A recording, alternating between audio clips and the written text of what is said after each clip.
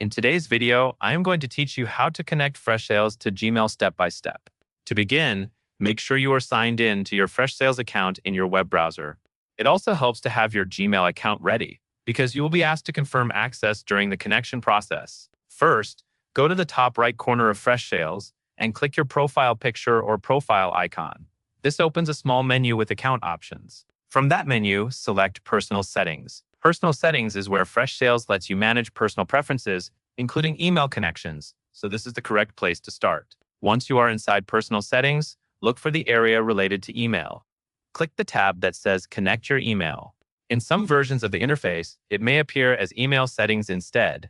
Either way, you are heading into the email connection page where Freshsales can link to your mailbox and sync messages. Next, you will see a list of email providers you can connect. Choose Gmail by clicking the Gmail button. This tells Freshsales you want to connect through Google, which is the most secure and common method because it uses Google Sign-In instead of asking you to type your email password into Freshsales. After you select Gmail, an authentication window from Google will open. Choose the Google account you want to connect. If you have multiple accounts, pause here and confirm you are selecting the one you use for work, since this is the mailbox Freshsales will sync with. Then follow the on-screen prompts to grant Freshsales the requested permissions. These permissions allow Freshsales to access email data so it can log conversations, track messages, and connect email activity to the right contacts and deals. Once authentication is complete, you will return to Freshsales to finish your sync settings.